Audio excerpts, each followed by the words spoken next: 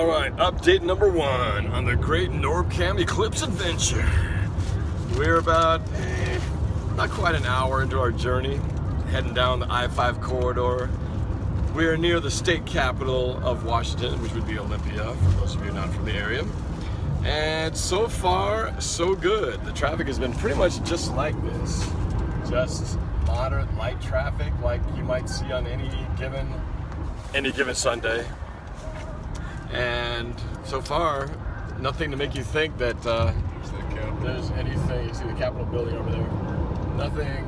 Nothing to make you think that there's anything unusual about today than any other Sunday.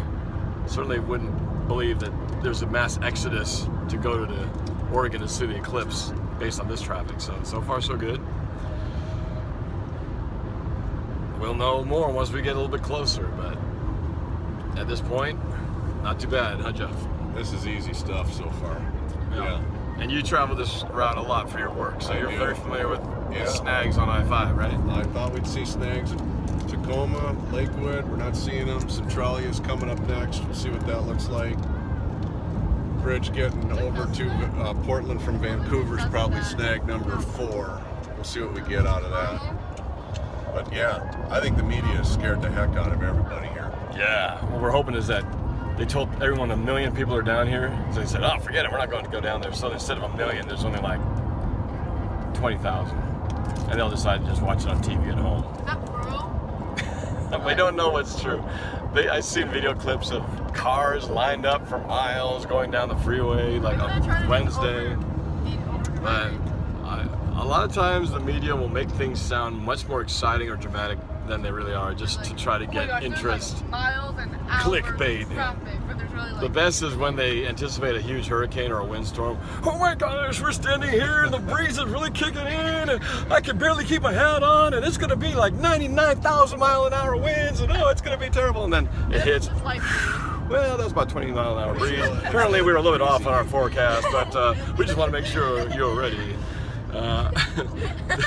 I'm kind of exaggerating about the 99,000 miles an hour, but that's kind of what they do. So I'm hoping that that's the case here, and then we'll drive down there and it'll be no problem. Aww. Lucy didn't get it. Oh, well, you can watch it on YouTube later, Lucy. Anyway, we're gonna grab something to eat somewhere close here before we head over into Oregon. But we'll give you another update later. I'm going to try to update you as much as possible. Hopefully I have internet connection down in the orchard that we're staying in down there. And then you'll be able to experience along with us what it's like to be a bunch of crazy Washingtonians heading down to a place we know nothing about to see something that lasts for a short amount of time but could change your life forever. I'm ready to have a life-changing experience. Life-changing event coming up. I mean, with these three. And hopefully our kids will appreciate that. I don't know. It's gonna be a tough sell.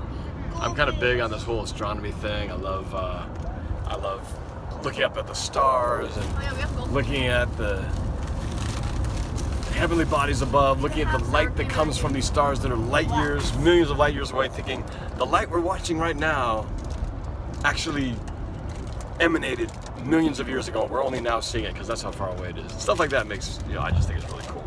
So I'm excited to see what this solar eclipse is going to actually look like. It's 1979 when they had the last one here in Washington. I remember it was cloudy, I think, and it wasn't much because there wasn't much to see. But this is totally different. We're going to have clear skies supposedly with 92 degrees, meaning it's going to be clear as it can be. So the weather is optimum for maximizing this solar eclipse experience. So hopefully the glasses we have are truly the approved ones. It says it is. I paid enough for them, they better be.